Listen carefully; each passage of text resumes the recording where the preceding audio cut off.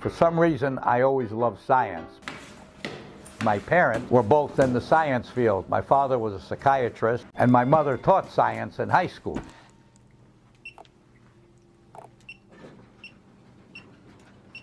I think it just happened.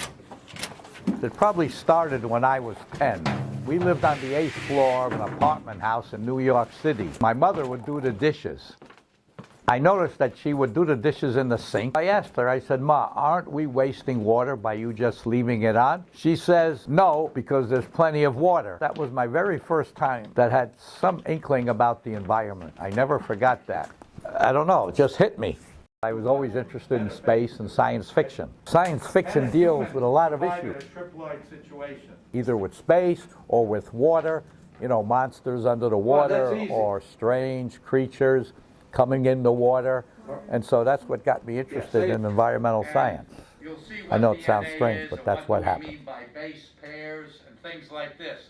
So I discuss how many kids people should have. This is one of the most controversial issues in my environmental class. I say nobody should have more than 2 kids, even if you're a trillionaire. And the reason for this is the environment can't afford it. We hit the 8 billionth mark. When I was born, there was only 2.5 billion. Why do I want to teach? It's a calling in life, because I want people to know what's going on in the world, and I love teaching. I want to impart my knowledge onto them and maybe wake them up to say, you know, there's more to life than just money. A lot of students don't like what I say because maybe I'm too blunt, but I tell it the way it is. I was teaching at Columbia College of Missouri, and I got an email from a student of mine a few years after I was in he was in my class. After he got married, he had a home built and he put solar panels on it, all because of what I said in class. I've been teaching for over 40 years, so my ideas must be worth something. You can't please everybody all the time. I just do the best I can. I think fortunately most students agree with me. They say that I'm not malicious, I just have my ideas and I'm 100% for the planet. I think they have one every year, you know, conference of parties. I wish I could go, I would raise hell. I go to organizations, I speak at the Sierra Club, I speak at universities, I speak at libraries, I speak at schools, a lot. It's over 100. Every year at Oakton, I give about 3 or 4 lectures on Earth Day. However, but remember, to me, Earth Day is every day. This is the award, the first one of my 3 teaching awards that I got at Columbia College of Chicago in 1996. And it says, "For dedicated service to the teaching profession, Columbia College Chicago recognizes David Arieti as Teacher of the Year, 1996.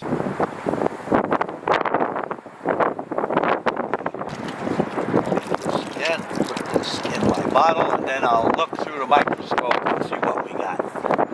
I imagine we'll get something there. What inspires me to fight for the planet is that I want the planet to succeed because I care about the animals and the plants and the fungus and the bacteria and the spiders, whatever exists. They're part of nature, and we are part of nature. The environment goes, we all go.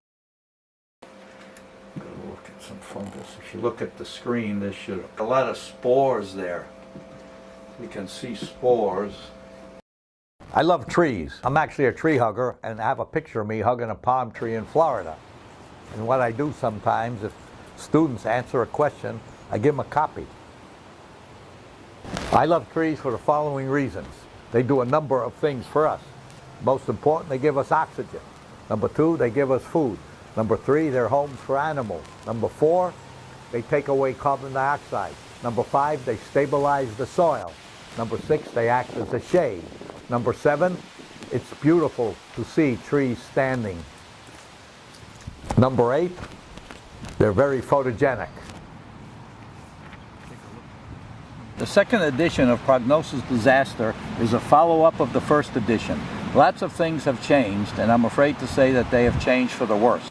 I'm not interested in becoming a millionaire, and I'm just interested in saving the environment. That's why I write my books, so people can read them and look at my ideas and become somewhat fanatical, because you can't just be wishy-washy on the issues. And I'm not wishy-washy, I tell it the way I see it. That's what I do in my environmental class. I tell it the way it is, you know. I'm not going to whitewash anything, because I care about the people in my class and their relatives and the relatives of everybody. I guess God gave me the ability to be impassioned.